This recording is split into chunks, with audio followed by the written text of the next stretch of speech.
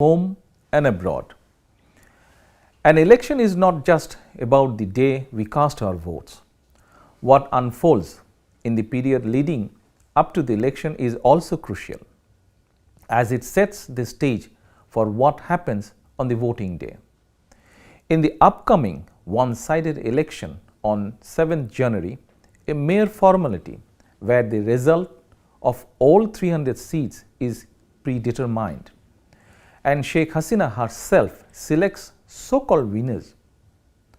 The pre-election environment is marred by state-sponsored violence and human rights violations.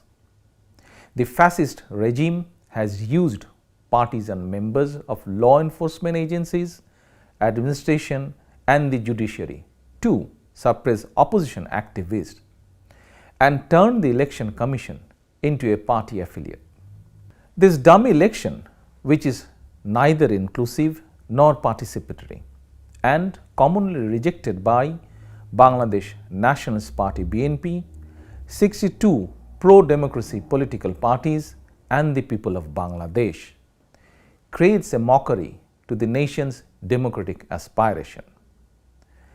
The intensity of Awami League's internal clashes and killings highlights that with or without political opposition or public participation, it's a party with violence ingrained in politics.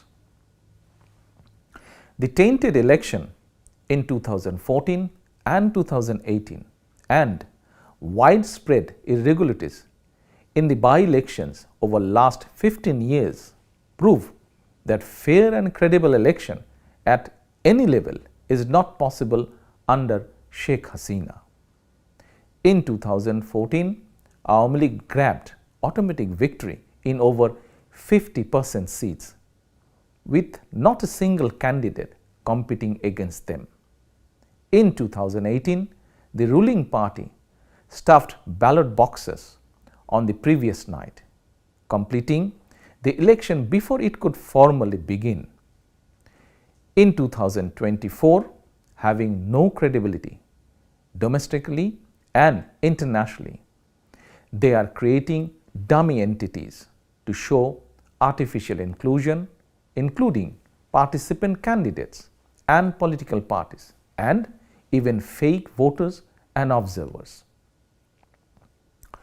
Not only that, Awami League is pressuring 12.8 million people by threatening to remove their social and financial benefits if they don't vote.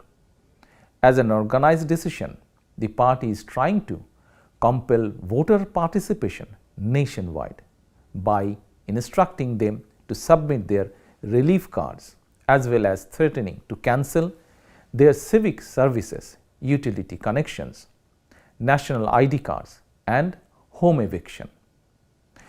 There are alarming reports of voter intimidation among government organizations. For example, Ansar and Village Defense Party, who boast 6.1 million members, being instructed to secure votes for themselves and their families.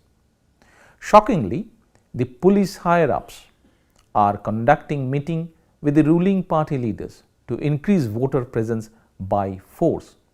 Coercive measures like postal voting for all government employees and local government manipulation with benefit threats underline unprecedented irregularities. These kind of manipulations were rooted in BNP's grand rally on last 28 October, which changed the political landscape. The regime resorted to conspiracy and brutally suppressed the people's mandate in favor of our peaceful and non-violent movement. Awami League, in collaboration with partisan section of the police, orchestrated pre-planned anarchy on that day.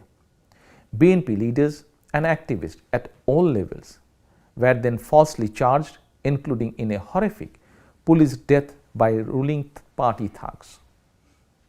In the last 2 months, around 25,000 of our party members have been arrested and 28 innocent individuals have died, including 9 in the police custody.